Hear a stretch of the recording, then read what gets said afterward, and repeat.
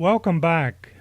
This is video 3 of 8 as we continue on our jaunt to Pigeon Forge from LaFollette to look at the fall colors. It's the 2nd of November 2018. It's an overcast day. Comparing an overcast day to a sunny day is a trade-off. If I had my druthers, I'd rather do a video on a day like this than a sunny day, unless I'm stationary and can get the sun behind me. The problem with doing a video from an automobile, unless you can go in a straight line on a highway with the sun behind you, you're always in competition with the sun and your video. But today, the sun and the glare from the sun is not a problem. But you know what is a problem? There's always something when you're trying to do a video. The weather. I had no idea that it was going to be this overcast when I got up that morning on the 2nd of November 2018. Was kind of surprised to see a heavy overcast. My original plan had been to go from LaFollette to Maggie Valley, North Carolina. But as you'll see on video 8, we ran into quite a bit of rain over in Pigeon Forge, so I had to stop the video. And like I said on the last video, video 2, if I possibly can, it will probably be after the holidays. I'll go pick up where I left off in Pigeon Forge, go across the Smokies into Cherokee, North Carolina, get on the Blue Ridge Parkway, and the Blue Ridge Parkway begins there, right outside of Cherokee. And we'll take the Blue Ridge Parkway to the exit for Maggie Valley, North Carolina. I don't know exactly when I'm going to be able to do that, but that's my plans. That's what I'd like to do. As we continue out of Clinton on our way to Knoxville, you can see the fall colors stand out more in certain areas than others. There's a lot of evergreen trees through here. There's some pretty colors mixed in with the evergreens on the side of the road. We're going into South Clinton. We'll go from South Clinton. We'll turn off of Clinton Highway at Merchants Drive. We'll go over and get on Central Avenue, which will take us down into Broadway, which is 441, and Henley Street, and the Henley Street Bridge, we'll go across that. And then we'll be on Chapman Highway toward Sevierville. But it takes 8 videos to do this series of videos. And I'm just jabbering just to have some audio, an audio track on this video. I've mentioned before that I've determined that I'm not going to put music behind these anymore. As we continue out of South Clinton,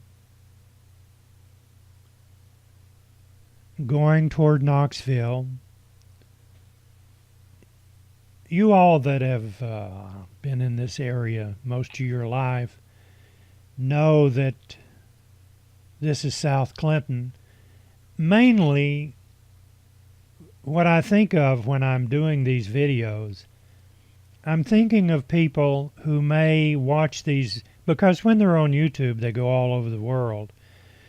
I think mostly of those people who will watch this video that has never been in this area. When you're on YouTube, and if you've been around for a while, you've made quite a few friends around the world, and some of them like to watch your videos. You never know. I always block out the comments on my videos. I'm not doing videos for comments.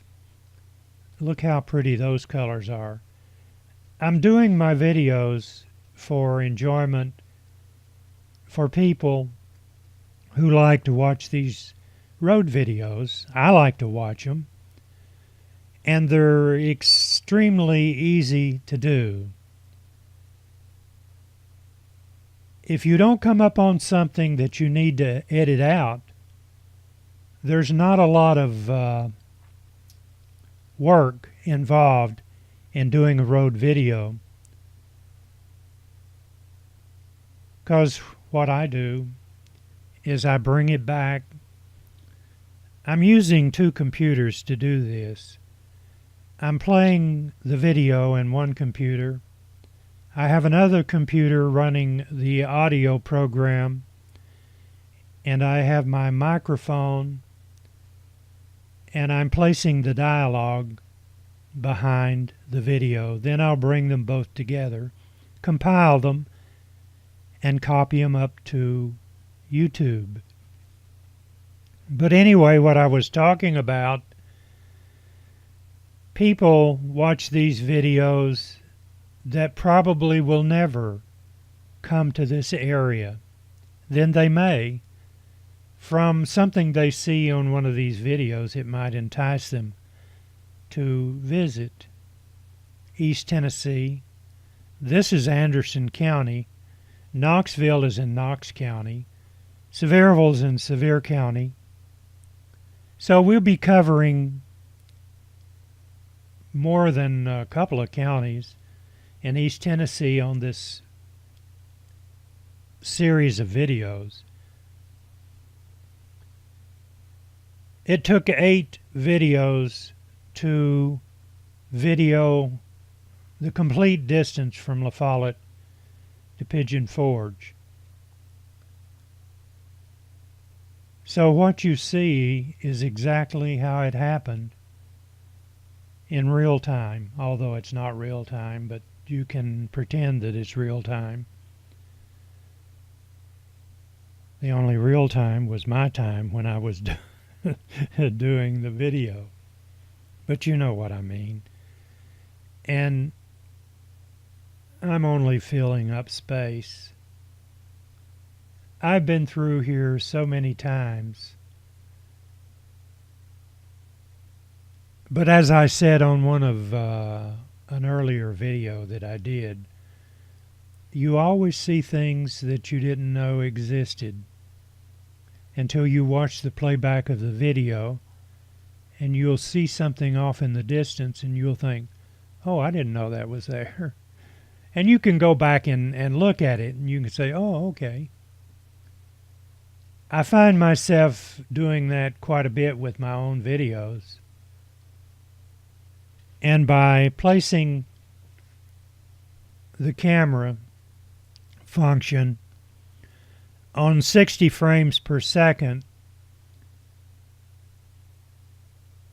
that's plenty fast enough to slow down the video to where you can stop an automobile as it goes by. If they didn't have tinted windshields, you would know exactly who the person was as they came by in their automobile. Shooting one of these on 60 frames per second. I do most of my videos on 60 frames per second. If you're using a tripod and you're stationary, you really don't need to use 60 frames per second, but I do anyway. I guess the reason I do that, I more or less have my camera set and I leave it where it's at. That way when I get ready to go do a video, I don't have to worry about it. This is probably more information than you want. Probably more information than you want. Then someone may be watching the video that's interested in just how you do your videos. And if you happen to be a person that is curious about how I'm doing my videos, I'm doing it with a GoPro, a Hero 3 Black, 1080 Super, 60 frames per second. And I have it set till it'll adjust for dark areas. That only applies a lot if you're in the sun. If you're doing a video like this on a sunny day and you go into a shaded area, if you don't have that set to on, your video will go dark or darker. You can still make out where you're at, but that's the settings I always use.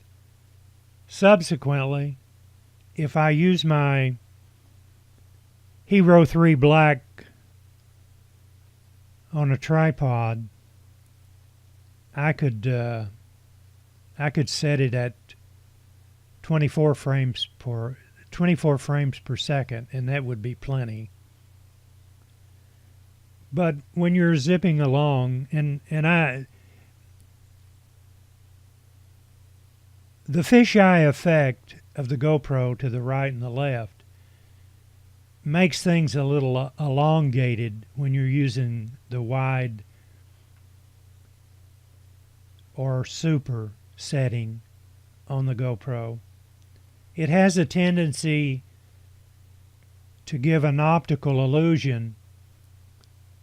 You can see the telephone poles bend as you go by. And another thing that it does, it makes it look like you're going down the road 1,000,000 miles an hour. As objects get close, like that car that just went by, he zipped by and then he slowed down. And if you measured the distance between, say, two telephone poles, the time that it took to go from one to the other, you would find out that I'm probably the slowest vehicle on the road right now as I do these videos. But it's an optical illusion. That's the price you have to pay for a camera that is so compact that you can use it practically anywhere. But all the settings on a GoPro are electronic settings.